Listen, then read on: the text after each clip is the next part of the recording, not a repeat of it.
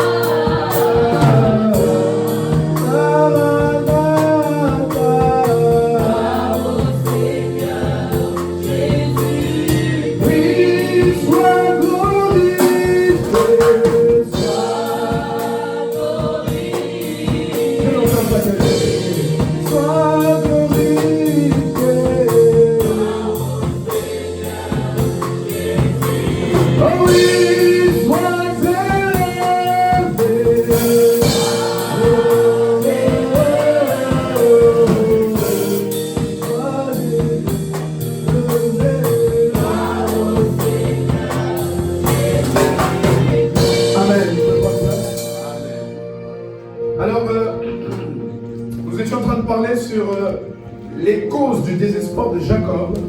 Nous avons vu mercredi dernier, mais je vais insister sur quelque chose que Dieu nous a parlé dimanche. Et je pense que l'Église, en tout cas, beaucoup de personnes dans l'Église sont dans cette période et dans cette saison. Alléluia. Amen. Dans cette saison où c'est un peu compliqué.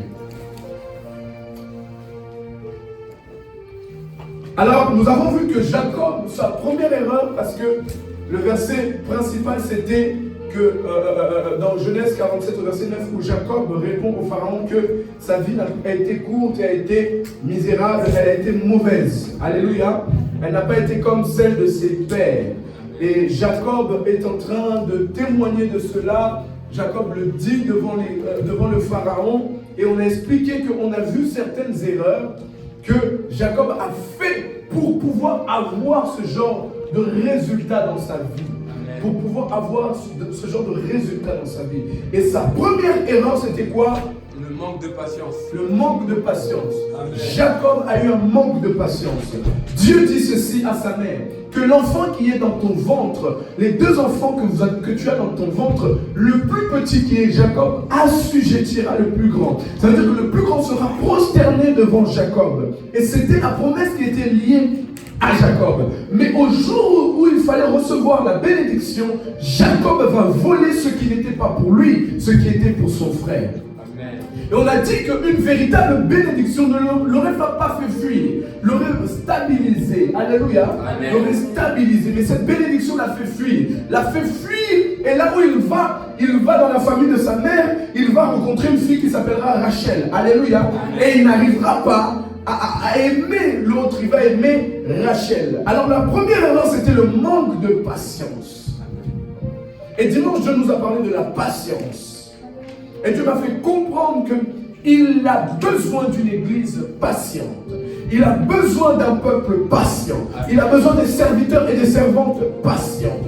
Bien-aimés dans le Seigneur, les gens qui vont vers le diable pour pouvoir faire un pacte, pour réussir, c'est parce qu'ils manquent dans leur cœur la patience. Il y a de ces gens qui ont le talent de chanter, qui ont le talent de faire des choses, mais le problème, ils n'ont pas la patience d'attendre leur tour.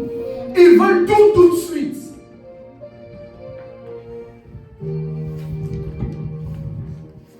Bien aimé, il y a des problèmes, l'onction ne pourra pas les traiter. C'est le temps qui traitera ce problème. Alléluia. Amen. Dis à ton voisin, je te supplie, autant que tu peux, sois patient. Ton temps arrivera. Comme nous voyons les autres, comme nous voyons ce qui se passe autour de nous, nous manquons de patience. Amen. Nous voyons les années avancer, nous manquons de patience. Nous voyons les jours avancer, nous manquons de patience. Et nous faisons des erreurs graves par le manque de patience. Est-ce que vous pouvez rester concentré? Juste les responsables à traiter, toujours traiter ce qui se passe là. Prête ça, mais pour rester concentré, s'il vous plaît. Amen. Alléluia. Amen. Il y a des choses, c'est l'onction qui changera.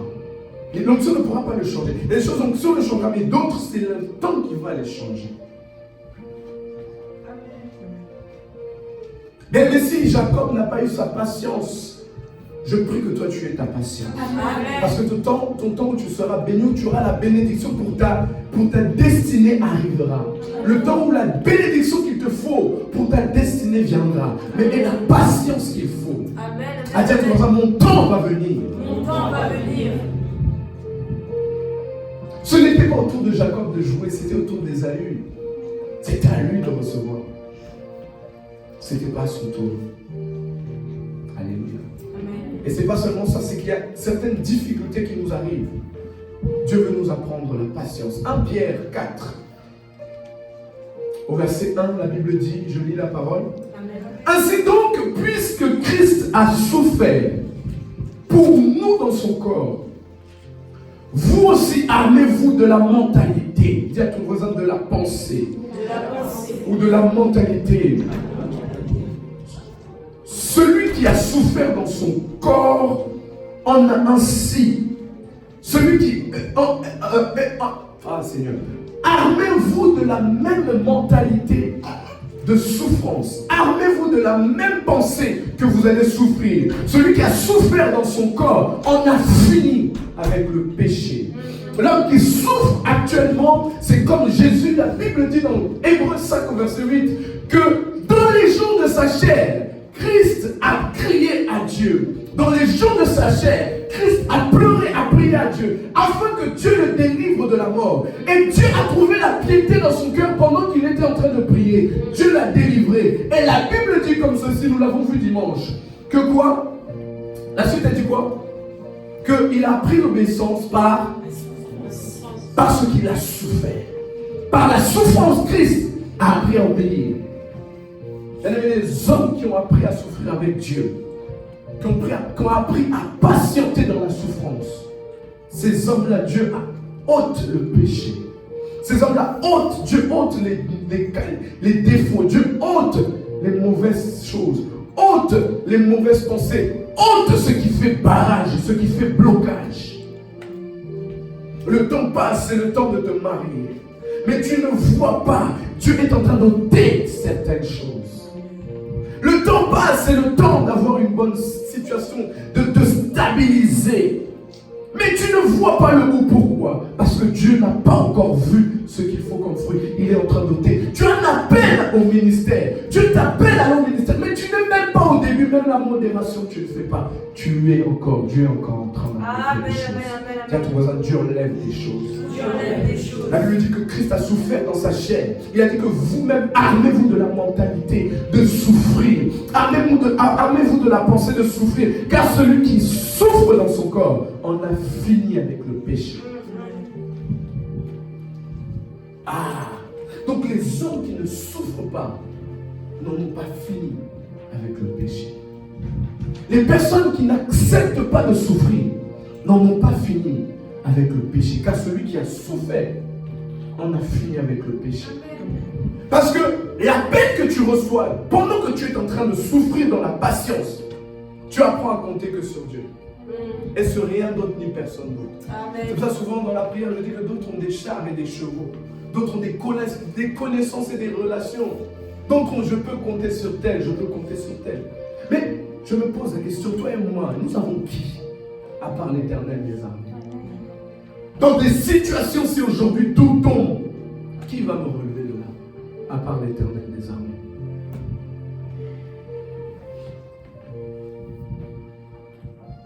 Pendant que tu es en train de souffrir, patiente, parce que dans cette souffrance-là, Dieu te brise.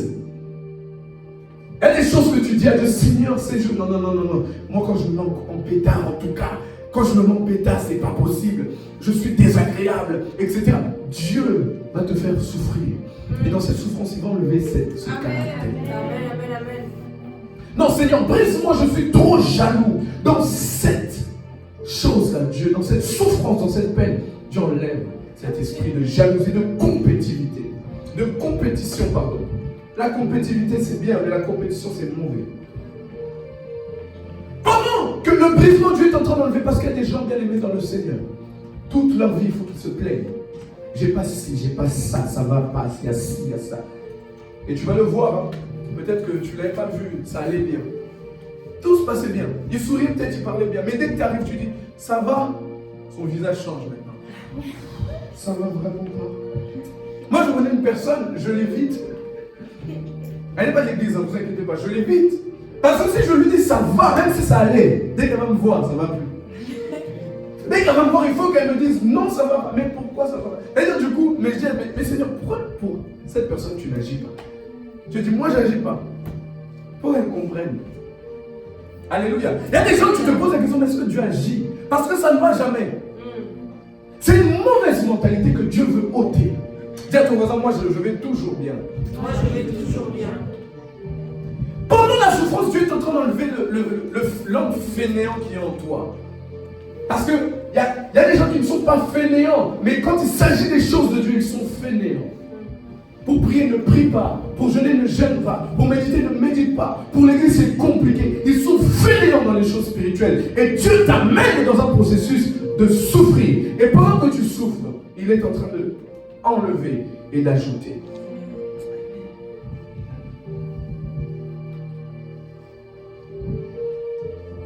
Pierre 3, Dimitri, s'il te plaît, verset 14. La patience que Jacob n'a pas eue. Change de mélodie, s'il te plaît. 1 Pierre 3, verset 14, s'il te plaît. 1 Pierre 3, verset 14, je lis la parole. D'ailleurs, quand vous souffrirez pour la justice, vous seriez heureux. N'ayez d'eux aucune crainte et ne soyez pas troublés. Il dit, d'ailleurs, quand vous allez souffrir, n'ayez aucune crainte. Soyez heureux de ce que je vais souffrir. Et là, Dieu m'a parlé beaucoup sur l'église. Il m'a dit, mais toute personne qui est là doit savoir qu'elle va souffrir sérieusement. Parce que qu'est-ce que nous faisons? Nous amenons les gens à être accomplis dans les 5 mots qu'on utilise. Ça veut dire qu'on amène des gens qui n'avaient pas la mentalité d'évangéliser, peut-être des hommes timides, des hommes et des femmes qui ne savaient pas parler aux autres. On les amène à pouvoir témoigner de Christ partout où ils vont et dans leur attitude et tout le temps. Alléluia. On amène les gens bien aimés à devenir matures et ça c'est très difficile. Parce que la maturité, c'est quoi? D'abord, tu ne peux pas être mature tant que ton système de pensée n'est pas renouvelé. Et il faut que ton système de pensée soit renouvelé. Et pour renouveler un système de pensée, il faut éteindre et faire tomber les forteresses qui sont là derrière. Il faut faire tomber les géants. Qui sont les géants? C'est toutes ces mentalités qui sont assises depuis plusieurs années. Amen. C'est-à-dire que toute sa vie, cette couleur était la couleur blanche. Mais tu dois lui faire comprendre que cette couleur n'est pas blanche. C'est très compliqué. Alléluia.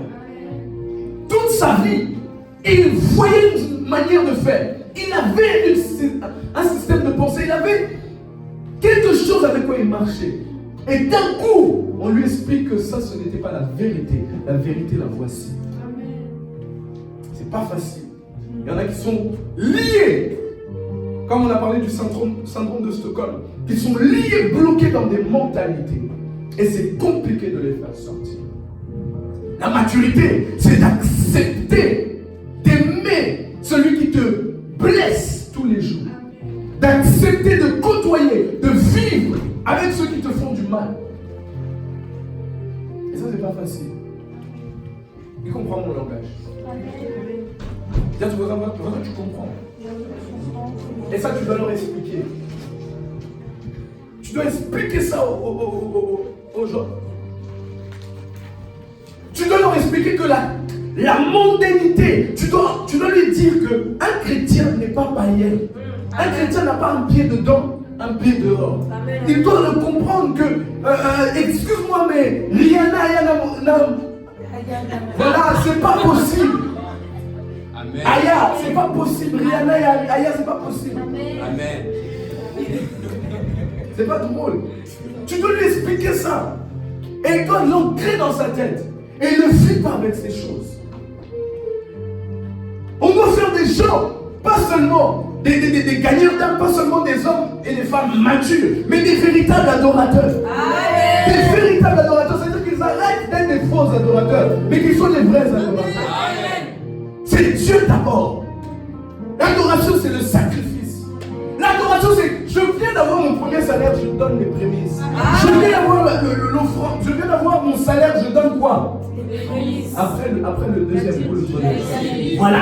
Et Dieu a un projet, il a quelque chose à mettre en place. J'ai donné ma dîme. Mais Seigneur, cette parole me fait du bien. Seigneur, ce projet-là, je sais qu'il va bénir l'église. Voilà, on est en train de construire l'église. Moi, dans mon compte, là, j'ai 3 000 €. Mais ces 3 000 €, c'était pour acheter ma voiture. Ah Seigneur, Dieu te dit non, c'est à toi que tu dois donner. C'est à moi que tu dois donner. Donne. Il y a un homme de Dieu qui témoigne de ceci. Bien aimé, dis à ton voisin, arme ta pensée de souffrir. Arme ta pensée de souffrir. Je l'ai montré à Merdi. J'ai fait écouter à Merdi ce témoignage. Cet homme de Dieu explique quoi? Il dit, vous ne savez pas quand vous donnez l'offrande à l'autel. Quand vous donnez l'offrande, même nous on la donne à chaque fin d'année, mais il y en a qui savent comment il la donne, etc. L'offrande que vous donnez, il a dit, moi j'ai déjà offert mes enfants avec l'argent à Dieu depuis longtemps. J'ai mis des 50 000 $, j'ai mis des 3 000 $. Il a mis des sérieuses sommes à l'hôtel parce qu'il a offert ses enfants. Il a dit, c'est-à-dire le compte épargne qu'il avait mis pour ses enfants lorsqu'ils vont grandir, il les a vidés, liquidés, il a pris, il a mis l'argent, c'est-à-dire qu'il a offert sa vie, la vie de ses enfants avec une offrande. Qu'est-ce qu'il dit? Il dit un jour, un couple vient dans son bureau et lui dit, pasteur, nous te donnons ces 100 000 $. 100 000 $, je dis bien 100 000 $. Merde, dis-moi. Il dit, nous te donnons ces 100 000 $, fais ce que tu veux avec ces 100 000 $. Si tu veux manger, mange. Si tu veux 50 à l'église, 50 toi. En tout cas, fais ce que tu veux avec ces 100 000 $. Et il dit, il appelle les pasteurs assistants. Il dit, voyez cet argent. Il vient d'offrir son âme. Il vient de donner sa vie. Amen. C'est pas qu'il vient de donner sa vie. Amen. Que cette offrande parle. Prenez l'argent, mettez de côté. Quand on va faire un achat parcelle pour agrandir l'église, mettez cet argent. Amen. Alléluia. Amen. À chaque fois qu'il y aura la prière, ces hommes-là, cette famille-là seront. On parlera d'eux. Alléluia. Amen. Et Dieu se souviendra de leur vie. Amen. Lui, par rapport à ses enfants, il y a un jour, son enfant de 6 ans est kidnappé. Il est kidnappé dans un autre pays. Lui, il est pasteur, son enfant de 6 ans. Il n'a pas 10 ans, il n'a pas 13 ans, ni 18. Il a 6 ans. Cet enfant est kidnappé. Et pendant que son enfant est kidnappé, lui, qu'est-ce qu'on lui dit? On lui dit, pasteur, en tout cas, on vous garantit de faire le nécessaire pour retrouver le corps. Parce que là-bas, à chaque fois que quelqu'un est kidnappé, à chaque fois que quelqu'un est pris, à chaque fois que on demande une rançon pour la vie d'une personne, on ne retrouve jamais une personne vivante. Tout le temps, ces gens sont morts. C'est un homme de Dieu, son fils de 6 ans est kidnappé. Mettons-nous dans des contextes dans lesquels Dieu nous fait passer. Mettons-nous dans ce contexte. Ne dis pas que c'est impossible que ça m'arrive. Dieu me permet parfois pour tester ta foi. Est-ce que quelqu'un peut nous donner un bon amen? Amen. Mon enfant de 6 ans, kidnappé. Et c'était l'heure de manger. Au moment où il fallait manger, l'enfant dit, est-ce que chez moi là-bas, avant de manger, on me permet de pouvoir prier avant de manger? Est-ce que c'est possible que vous me laissez prier? Et l'enfant dit quoi? Et les bandits disent, ok, prions. Eux tous, ils ont fermé les yeux. L'enfant a prié. Il a prié. Quand il a ouvert les yeux, il a dit Amen. La police était déjà là. Et c'est le seul enfant qui est sorti indemne d'une situation. Il a dit, parce que j'ai mis mon offrande à l'autel, j'ai donné mes enfants à l'autel de Dieu. La mentalité d'adoration. Ah, tu dis pas, mais parce que tu veux garder la c'est comme ça. C'est pas dans moi que je veux mettre. Amen. Alléluia. Amen. Amen. La même histoire avec cet homme de Dieu. Il dit que j'ai déjà offert ma famille. Sa fille a 18 ans. Elle a réussi à avoir son bac en Afrique. Elle a réussi à avoir son bac. Elle veut aller dans une université. Attends, c'est en face. C'est-à-dire que c'est là-bas où le soleil se couche, je crois. J'ai oublié comment ça s'appelle. Dans quel pays, je ne sais plus.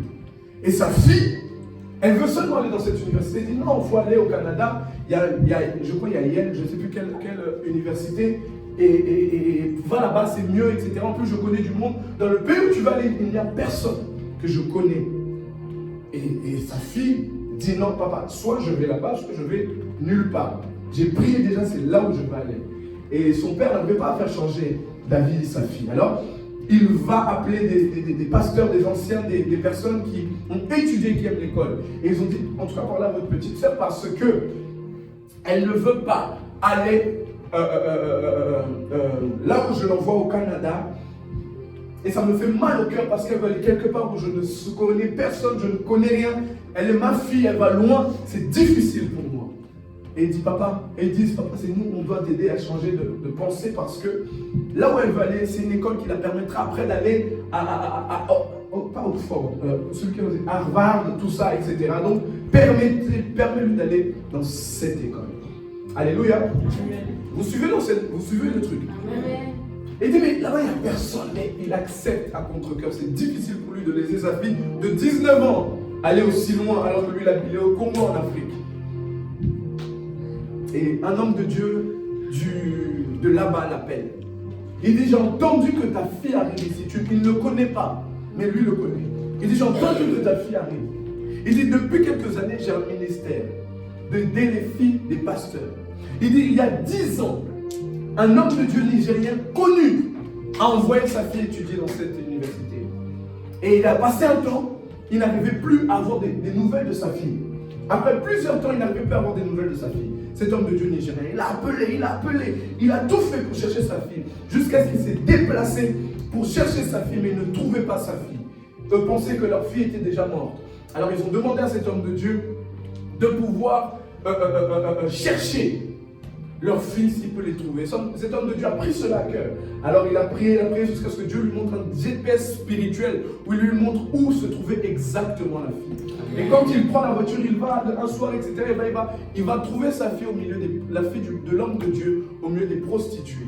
Et il la voit au milieu des prostituées. Ce gars, il veut sortir, aller vers elle. Elle se retourne parce qu'elle voit que c'est un homme. Elle dit, il peut venir de chez nous. Du coup, je ne vais pas le regarder. Amen. Et quand il s'approche, il dit, ma fille, que fais-tu ici? Alléluia. Là, il s'approche, il dit, ma fille, Jésus t'aime. Ma fille, Jésus t'aime. Ma fille, Jésus t'aime. Elle pleure. Elle dit, pendant que tu es en train de me dire ça, je vois l'image de mon père. Mon père n'arrêtait pas de dire ça à l'église. Elle dit, ma fille, qu'est-ce que tu fais là? Elle dit, j'ai eu des mauvaises compagnies. Ils ont fait que je me dévie. Aujourd'hui, je suis devenue prostituée. Alléluia. Alors, son père, beaucoup d'argent, est un grand homme de Dieu. Amen. Alors, l'homme de Dieu lui dit, viens avec moi. Allons à la maison. Alléluia. Amen. Allons à la maison, il apprend, il dit en tout cas je ne peux pas permettre que ses parents la voient dans cet état. Alors il a investi en elle, il a prié pour elle, la délivrance, tout ce genre de choses, elle est redevenue chante, elle chantait la gloire de Dieu, descendait là, il a appelé ses parents, et ses parents sont venus, il a dit je ne veux pas que cela arrive à ta fille. Au nom de Jésus, il dit ta fille devient ma fille, elle vient chez moi, je vais prendre soin d'elle, je vais la nourrir, elle a une maman, elle aura une chambre, je te donnerai juste, il donnera juste peut-être les comptes rendus, mais il n'aura même pas donné un seul centime pour sa fille. Il dit si Dieu le fait, Dieu qui pourvoit pourquoi ce besoin? C'est parce qu'un jour, à l'autel, j'ai mis quelque chose. Amen. Il dit, mais vous ne savez pas quand vous mettez à l'autel ce que vous êtes en train de placer. Amen. Vous ne savez pas. Amen. Cet homme de Dieu m'a révolutionné. Et c'est un véritable adorateur. Amen. Parce que la véritable adoration, c'est de sacrifice. C'est de savoir se sacrifier. Amen. Jésus a sacrifié son corps. Alléluia. Jésus a sacrifié sa vie. La véritable, ton voisin, la véritable adoration, c'est de se sacrifier. C'est la mentalité de se sacrifier. Alors, Dieu m'a dit que ça va être difficile dans cette église. Parce que tant que vous n'êtes pas mort à vous-même, vous allez souffrir. Tant que la chair est encore là, vous allez souffrir. Parce que le travail qui se fait ici est un travail de brisement, de taillage, de transformation. C'est-à-dire que Dieu est en train de te presser jusqu'à prendre le jus et tu deviens une personne totalement abandonnée au Seigneur. Alors, c'est ça, une personne qui veut marcher 10%, 10 ou 50, ça va être difficile pour lui. Même dans l'œuvre. Qu'est-ce qu'on a dit? On amène les gens à connaître leur ministère, à rentrer dans leur ministère. C'est-à-dire que tu es sur terre pour quelque chose. On doit te faire comprendre que tu es sur terre pour telle chose. Et après ça, on t'emmène à aller dans ton couloir, que tu puisses travailler dans ton couloir et accepter ton couloir. Alléluia. C'est pas parce que tu veux être prophète que tu vas être prophète. C'est parce que tu veux être prophétesse que tu veux être prophétesse. C'est parce que Dieu t'a appelé dans les affaires, alors tu vas travailler dans les affaires. Amen. C'est pas facile. Et on doit te faire comprendre que cette famille que tu vois ici, que tu n'aimes pas le nez de quelqu'un, que tu n'aimes pas ses yeux, que tu n'aimes pas sa façon de parler, même tu ne n'aimes pas son odeur, tu dois l'aimer, c'est ton frère. Amen.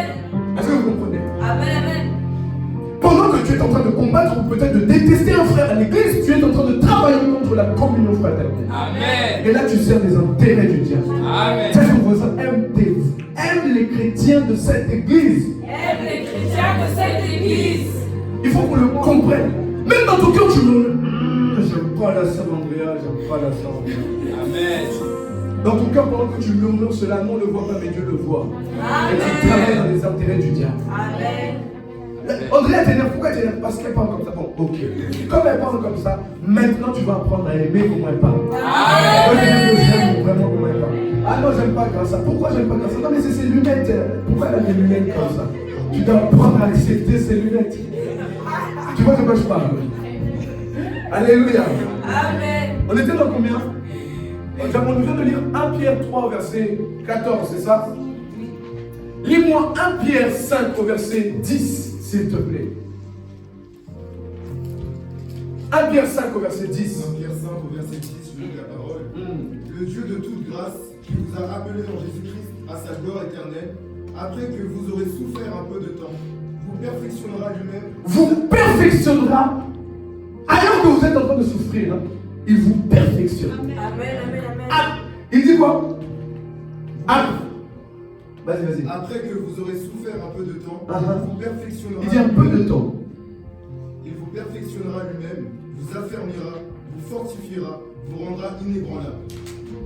Sache que ces temps de souffrance ou ces temps que tu es en train d'incompréhension, ces temps de confusion, ces temps où tu ne te retrouves pas, ce sont des bons moments. Amen. Dieu t'affermit, Dieu te rend inébranlable, Dieu te fortifie, Dieu te perfectionne. Mais comment tu vas être perfectionné si tu ne souffres pas? Amen. Surtout vous qui venez détruire, casser. C'est-à-dire qu'une mauvaise mentalité, une mauvaise vie, tout. Mais comment tu veux arriver à la perfection? Tu vas passer par des moments de difficulté, c'est incroyable.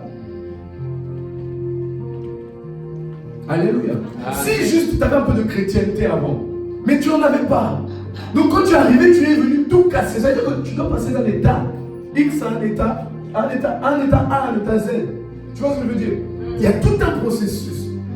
Acceptez dans les processus dans lesquels Dieu vous met. J'étais une personne, j'étais toujours entouré avant dans le monde. J'avais mes amis. Je me sentais bien. Moi, je ne pouvais pas être sans amis. J'avais toujours quelqu'un qui tu me parles, mais c'est pas grave, j'en ai plein d'autres. Mais j'ai appris à vivre dans la solitude et jusqu'à aujourd'hui, ça ne me fait rien. Parce que tu comprends. Amen. Mais c'est dans la souffrance que j'ai appris cela. Et mais j'ai appris à l'accepter. Parce qu'il y a un autre truc, lorsque Dieu vous met dans un processus, mais vous n'acceptez pas cet état, vous n'acceptez pas cet état, vous n'acceptez pas cette souffrance, vous n'acceptez pas ce que Dieu vous propose. Comme Jacob, la Bible dit que toute la nuit, il a lutté avec Dieu. S'il aurait déjà laissé Dieu lui casser la côte bien avant, bien aimé dans le Seigneur, il n'aurait pas perdu tout ce temps. À chaque fois que tu luttes avec Dieu, à chaque fois que tu refuses des choses envers Dieu, avec Dieu, sache que tu es en train d'allonger le temps. Et ta promesse ne viendra pas plus tôt, mais viendra plus tard. Amen, amen, amen. Karababosha. Je reçois. La Bible dit, le Dieu de grâce, qui vous a appelé en Jésus-Christ à sa gloire éternelle, après vous avoir fait souffrir, après que vous ayez souffert, à un peu de temps, vous perfectionnera lui-même, vous affermira lui-même, vous fortifiera et vous rendra inébranlable. Une personne comme ça ne peut pas rétrograder. 1 Pierre 4, verset 19, s'il te plaît. Une personne comme ça, à quel moment elle va rétrograder? Parce que Dieu l'a rendu inébranlable. Amen. N'ayez plus compassion, ne soyez pas triste.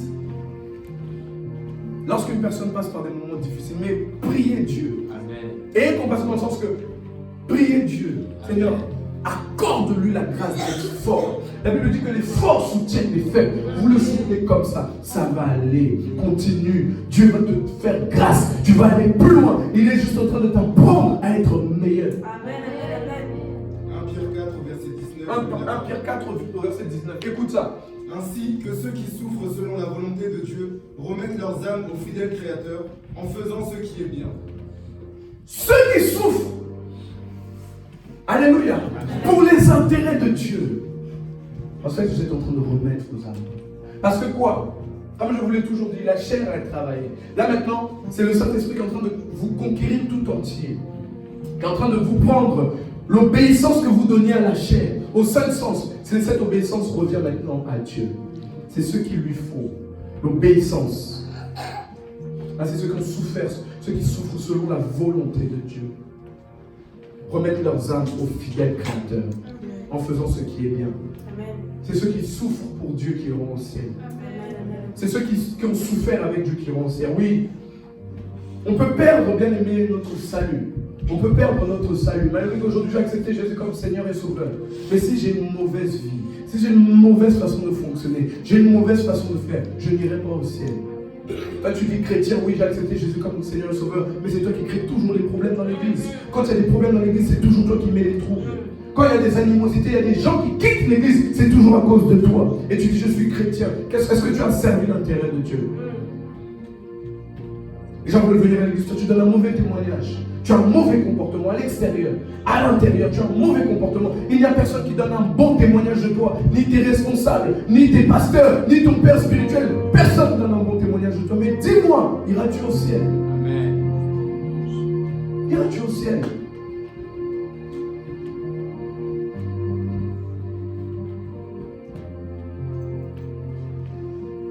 Pierre 4, 12 à 16.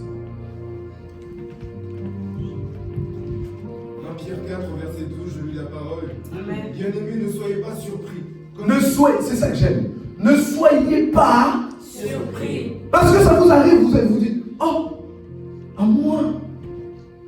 Vas-y, qu'est-ce qu'il dit? Bien-aimés, ne soyez pas surpris comme d'une chose étrange qui vous arrive, de la fournaise qui est au milieu de vous pour vous éprouver. Pause. Vous avez compris? Il dit ne soyez pas surpris comme une chose étrange qui vous arrive. Pendant la fournaise, c'est-à-dire que tu es en train de passer par le feu. Les choses brûlent, c'est difficile. Toi, tu es surpris, mais je ne m'attendais pas à ça. Dieu m'avait promis qu'il me protégera. Dieu m'avait promis que je serais béni. Dieu m'avait promis le bonheur et la grâce. Dieu ne m'avait pas parlé de ça. Alléluia. Amen. C'est vrai qu'il n'a pas parlé de ça.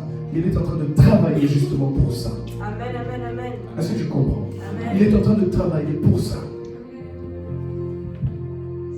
Dieu t'a promis le bonheur et la grâce, mais sache une chose. Même une personne morte sera heureuse, même quand le diable va l'attaquer. même quand le diable lui fera beaucoup de mal. Mais une personne qui n'est pas morte, le diable lui fera du mal, elle sera affectée par ça. Il dit ne soyez pas surpris lorsqu'on vous abandonne, lorsqu'on vous poignarde, ne soyez pas surpris. Dis à ton voisin, moi je comprends que je ne dois plus être surpris. Si tu me fais du mal, je comprends. Je ne serai plus surpris. Mais ne soyez pas surpris par les événements qui peuvent nous arriver. Quand tu as abandonné ta vie et ta journée entre les mains de Dieu, mais quelque chose se passe, sache que Dieu a signé pour que cela arrive. Il est ton rédempteur, un jour il se lèvera. La Bible dit ne soyez pas surpris comme une chose étrange qui vous arrive. Ça fait partie de la Bible. La Bible parle des moments de souffrance. Armée, oh Seigneur, que l'Église soit armée de la mentalité de souffrir. Amen. De payer le diable voisin, de payer le prix. De payer le prix. Les grands hommes et les grandes femmes sont des gens qui payent le prix. Qui acceptent de payer le prix. Il en vaut de leur vie. Jésus dit, Père, s'il est possible que cette coupe s'éloigne de moi parce que c'était difficile. Mais il dit, non, pas ma volonté. Que la tienne soit faite. Oui, sa volonté était que la coupe là s'éloigne. Mais la volonté de Dieu était que la coupe reste. Et il a fait la volonté du Père. C'est ça qu'il a béni. La Bible dit, après cela, son nom a été élevé. Avant, il s'appelait la parole. Alléluia. On ne disait pas au nom de la parole. On ne disait pas au nom de Jésus pour chasser les démons. Mais maintenant, son nom est élevé au-dessus de tous les noms. Pourquoi? Parce qu'il a fait un sacrifice que personne ne pourra faire. Amen. Toi, tu pourras. Tu es riche, tu te fais pauvre. Pour des gens qui te rejettent peut-être. Ou peut-être pour des gens qui te rejetteront. Peut-être pour des gens qui te diront, qui t'acceptent, qui ne croiront jamais en toi. Pour eux. Souvenez-vous même à la croix. Des gens qui sont en train de te dire, Père, pardonne-leur. Ils ne savent pas ce qu'ils sont en train de faire. Alléluia. Toi, tu pourras. En tout cas, me dis pas, ouais, je pourrais. Tu pourras pas. Tu pourras pas. Tu pourras manger avec un gilet, tu sais ce qu'il va te faire. Tu manges avec lui. Tu le prends, tu l'enseignes. Tu le prends avec toi. Ça va, Judas? Je suis sûr que des fois, il disait, ça va, Judas? Ah, ça va. Je suis sûr que des fois, il disait ça. Alors, tu pourras. Tu pourras. Prendre une épine là, une couronne d'épines sur ta tête. Ça pique un peu les oreilles là. Tu pourras. Tu pourras prendre, la Bible dit qu'il y a une flèche, on lui a mis une flèche sur la côte là. Tu pourras prendre des grosses clous là dans les bras, fouetter le dos.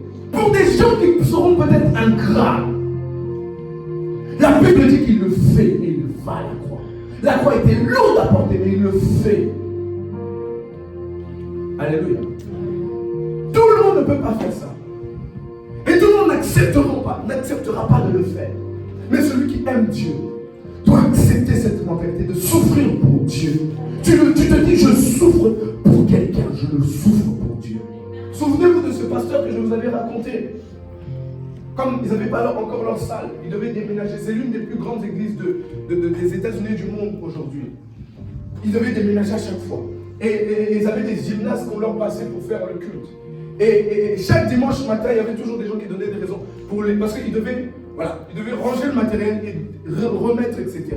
Et chaque dimanche, il y a un dimanche, il se retrouvait tout seul. Il était en train de mettre le piano, il voulait mettre des trucs, etc. Et il se plaignait, il disait, Seigneur, moi j'en ai marre. Et Dieu lui dit, souviens-toi de ce que tu es, pour qui tu es en train de le faire. Amen. Il a souffert. Je me pose la question, le seul, il est là en train de mettre, voilà, il met les baffes, il met ça, il met ci, il met ça, il met ça. Il se plaignait, mais il le fait pour quelqu'un. Amen.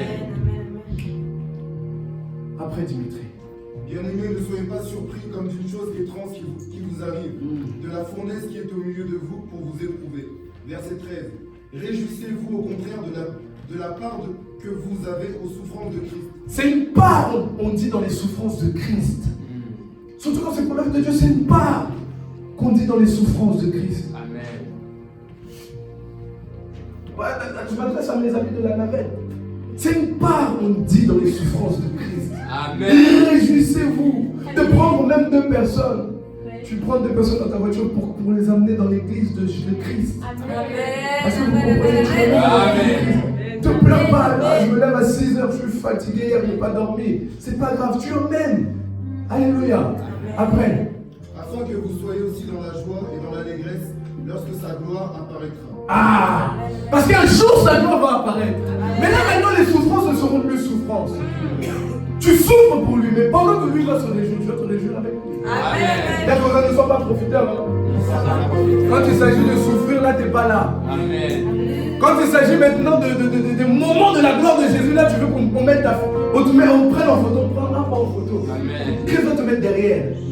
C'est-à-dire tous ceux qui vont être devant, c'est tous les généraux qui ont souffert avec nous. Amen. Un jour, les disciples, deux frères vont voir Jésus. Et ils vont en cachette derrière les autres apôtres. Ils disent, Christ, est-ce qu'il est possible quand tu seras dans ta gloire? Tu vois, quand tu seras au moment où tu seras dans ta gloire, est-ce qu'il est possible que l'un de nous, un à ta gauche et un à ta droite? Amen. En train de faire la photo officielle du ciel, du royaume des cieux, qu'on dise qu'il y a les frères devant. Alléluia. Amen. Il dit, mais vous ne savez pas ce que vous êtes en train de me demander? Alléluia. Amen. Je me pose la question, quel genre de raison tu as au ciel? Ou quel genre de récompense tu auras? Les récompenses, tu l'as à cause de ta souffrance. Amen. On a dit année des récoltes. Amen. Les gens récolteront ce qu'ils auront semé. Amen. Dans la peine et dans la souffrance. Amen. Nous n'aimons pas souffrir, c'est vrai que c'est difficile à la chaîne. Alléluia. Amen. Et c'est que bien et bénéfique. Je disais à un frère ou une soeur, je ne sais plus, je dis que Dieu me demande encore plus d'heures de prière. Ma famille me demande encore plus de temps avec eux. Qu'est-ce que je fais? Comment je fais? Je n'ai plus d'équilibre pour dormir. Je ne sais plus, j'arrive plus. Je suis fatigué à tout moment. Parce que Dieu me demande plus de sacrifices. Et je sais pour qui je le fais. Amen. Alléluia. Amen. Je sais pourquoi je le fais. Je dis et je l'ai toujours dit. S'il fallait... Non, mais... Ma salle de rebouche. Continue. Si vous êtes outragés pour le nom de Christ, vous êtes heureux. Parce que l'Esprit de gloire, l'Esprit de Dieu repose sur vous. Alléluia. Amen. L'Esprit de gloire et l'Esprit de Dieu repose sur vous. Que l'Esprit de gloire et de Dieu repose sur toi. Amen. C'est très important. Verset 15. Que nul de vous, en effet, ne souffre comme meurtrier, ou voleur, ou malfaiteur. Ah, il dit, maintenant ne souffrez pas pour les mauvaises choses. Amen. Faut pas souffrir pour les mauvaises choses parce que ceux qui font les mauvaises choses vont souffrir. Et c'est ça le problème à l'église, on ne sait pas qui souffre. Pourquoi? Amen. Amen. Il y a des gens, je les vois souffrir, moi je dis, mais ils ne méritent pas ça. Mais il y a des gens qui souffrent, je ne peux pas lui dire, gars, tu mérites ça. Je ne peux pas lui dire, ma soeur, excuse-moi, mais c'est de ta faute. C'est difficile de dire, je peux seulement dire, demande pas, demande à Dieu, vraiment, miséricorde, demande à Dieu de te faire grâce. Ne souffre, regarde, toi-même, ne souffre pas pour les mauvaises choses. Ne souffre pas pour les mauvaises choses. Parce que le problème, c'est que tu souffres sans récompense. Mais là, ceux qui souffrent là, souffrent pour avoir une récompense demain. Que nul de vous, en effet, ne souffre comme meurtrier, ou voleur, ou malfaiteur, ou comme s'ingérant dans les affaires d'autrui. C'est-à-dire comme commères. Les commères vont souffrir. Ils s'ingèrent, ils regardent ce qui ne le concerne pas. Il parle là où il ne doit pas parler. Il y a son avis là où son avis n'existe même pas. Des affaires de famille, toi tu rentres dedans. Des affaires entre responsables, toi tu rentres dedans. Des trucs qui ne te concernent pas, toi tu parles. Mais pourquoi parles-tu? Moi je connaissais dans une église une femme, une dame, elle s'asseyait toujours derrière. Elle avait les bras croisés, mais elle faisait rien à l'église, on ne lui demandait pas ce que tu veux. Mais dans les histoires de tout le monde, elle avait un mot à dire. Tout le monde, elle avait un mot à dire. Mais oh, c'est quoi ça? Alléluia. Verset 16. Mais si quelqu'un souffre comme chrétien, qu'il n'en ait point honte. Comme chrétien, qu'il n'en ait point honte. Amen. Et que plutôt il glorifie Dieu à cause de ce nom. Alléluia. Et est-ce que ce soir on peut dire merci à Dieu? Parce qu'il y a quelque chose qui ne va pas à cause de Christ. Amen. Et j'ai compris parce que avant, bien évidemment, on souffrait quand on n'était pas en Christ. Mais quand on est arrivé en Christ, on a vu d'autres souffrances. Et ces autres souffrances, là, nous devons rendre grâce et gloire à Dieu parce que nous souffrons pour une bonne cause. Amen. Dis à ton voisin, je souffre pour une bonne cause. Je souffre pour une bonne cause. Oui, avant, quand il te manquait l'argent, tu pouvais faire deux petits business. Tu récoltes quelque chose. Alléluia. Mais là, les petits business, c'est plus possible. Malgré qu'on peut te proposer, mais c'est plus possible de faire le business. Amen. Avant, quand tu étais dans le monde, pour t'habiller, vraiment, chaque mois, tu pouvais acheter des nouveaux vêtements. Maintenant, c'est compliqué. Amen. Avant, quand tu étais dans le monde, quand ça allait pas, tu allais fumer une petite cigarette. Et là, c'est pas possible d'aller fumer une petite clope. Tu peux pas fumer une petite clope. Alléluia. C'est plus possible. C'est plus possible. Tu souffres pour une bonne cause. Tu souffres pour une bonne cause. Avant, il y avait des gens, avant pour pouvoir, quand ils sont en colère, pour pouvoir extérioriser leur colère, il faut qu'ils tapent sur quelque chose. Maintenant, tu ne peux plus taper sur quelque chose, mais tape sur les démons. Prends les démons au nom de Jésus. Tu le frappes et tu le frappes. Tu le frappes et tu le frappes. Au nom de Jésus. Mais on a plein de sujets de se mettre en colère. Mais mettons-le face aux démons. Frappons le nom de Jésus. Amen. Alléluia. Je sais qu'après cette parole, tu ne seras plus surpris lorsque des événements vont arriver. Souvenez-vous, je l'ai déjà dit, on ne sait pas par où ça passe. On ne sait pas comment ça va se faire, mais ça se fait. Est-ce que Joseph pourrait se dire un jour, mon sang va me jeter, mon sang, mon frère, le fils de mon père va me prendre et va me jeter, va me vendre? Qui peut se dire ça? On ne peut pas se dire ça. Jamais pouvait se dire ça. Mais c'est arrivé. Alléluia. C'est arrivé. On ne sait pas par où ça passe. Est-ce que David pouvait se dire que mon fils Absalom pourrait un jour me combattre? Jamais. Jamais. Lui n'a pas combattu son père. Son fils, pourquoi va-t-il le combattre? Jamais. Alléluia. Et alors on ne sait pas par où ça passe. On ne sait pas comment ça se passe. Mais Dieu va te prendre et va te tailler. Rends gloire à Dieu pour tes situations. Rends gloire à Dieu pour ce que tu ne comprends pas. Rends gloire à Dieu pour tes difficultés.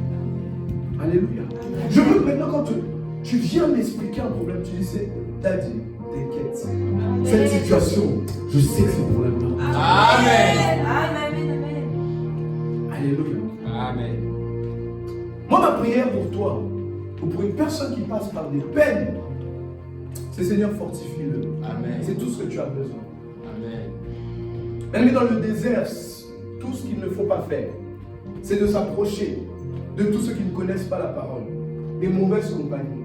Parce que les mauvaises compagnies vont bien mal te conseiller. C'est de ne pas regarder ce qui te fait mal, justement. Parce que justement, ça te fait mal. Ça va te pousser à murmurer. C'est ce qu'on ne fait pas, murmurer. Les murmures, c'est des blocages, c'est des murs, c'est des doutes où tu es en train de montrer à Dieu qu'il n'est pas capable de faire.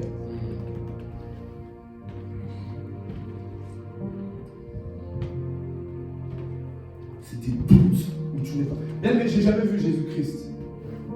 Mais j'ai vu l'ennemi. Pas le diable, mais ses agents. Alléluia. De mes deux yeux. Je n'ai pas vu Jésus-Christ, mais j'ai vu le diable. Ah! Au lieu de te voir toi, c'est ça que je vois. C'est difficile. Garde ta foi maintenant. Amen. Il y a des hommes de Dieu qui témoignent que maintenant, c'est plus les petits démons. Eux, c'est des principautés qui les combattent. Et c'est pas n'importe quoi. Quand tu entends dans un pays, un homme de Dieu, on l'a. C'est-à-dire que tout le pays lui parle de lui en mal, ou le monde entier parle de lui en mal. Sache que c'est pas un petit démon. C'est un esprit vraiment, un général. Quand vous entendez des nouvelles qui viennent d'Afrique ou qui viennent de je ne sais pas quoi, ils ont dit ça sur un homme de Dieu. C'est pas un petit esprit, c'est quelque chose. Amen. Alléluia. Surtout quand c'est faux, c'est quelque chose. Il faut garder la foi. Bien aimé, ce monde, on trouve que le monde est bien, on s'amuse bien, etc. Mais sache que ça va te dégoûter si tu veux marcher avec Christ. Christ va t'enlever le goût du monde et des hommes. Tu vas dire non. C'est pas possible. Tu vas seulement aimer les gens par l'amour de Dieu. Avec l'amour de Dieu, tu vas aimer les gens. Mais tu vas dire non, l'homme, on ne peut pas lui faire confiance. À qui je vais faire confiance? Non. Alléluia. Dieu va t'ouvrir les yeux d'une manière que tu ne vas pas comprendre. Tu vas comprendre que tout est vanité. Des vanités. Amen. Alléluia. Alors souvent, c'est des exaucements à nos prières. Quand nous sommes en train de chercher le royaume des cieux, on dit Dieu, change-moi. Dieu nous fait souffrir. On dit Dieu transforme-moi. Dieu te fait souffrir. Les prières que tu es en train de prier, les résultats, les réponses, c'est ces peines que tu as tous les jours. Écoute bien ma prédication. Parce que cette prédication va t'aider de te souvenir de ce que j'ai dit. lorsque le besoin d'abandonner ou de te relâcher viendra, sache qu'il y aura un moment où la gloire de Dieu va apparaître. Amen. Dieu ne laisse jamais ses enfants comme ça. Amen. Et qu'est-ce qui s'est passé? Jacob a prié, a lutté avec Dieu, la Bible dit toute la nuit. Et c'est au matin, lorsqu'il a accepté de se faire casser, que le matin maintenant apparaît. Et c'est au moment où tu vas relâcher, tu vas lâcher tout à Dieu. Et tu vas abandonner. Plus vite tu vas laisser à Dieu ce qu'il te demande. Plus vite Dieu va prendre la place. Plus vite tu vas mourir en toi. Plus vite tu verras une nouvelle vie. À toi de faire ton choix. Dis le désespoir de Jacob. Jacob a manqué de patience. Ses yeux étaient envers ce qui n'était pas à lui. Ses yeux étaient poussés vers ce qui n'était pas à lui. Sa maman, au lieu de bien la conseiller, elle le conseille mal. Lorsqu'elle le bénit, c'était la dernière fois qu'elle vit Jacob. Elle ne l'a plus jamais vu. Pourquoi? Parce qu'elle a dit que cette malédiction vienne sur moi. Elle n'a plus vu son fils. Même dans le moment où il était devenu Israël, elle n'était plus là pour pouvoir le voir. Elle a mal été conseillée. Elle a mal conseillé son fils.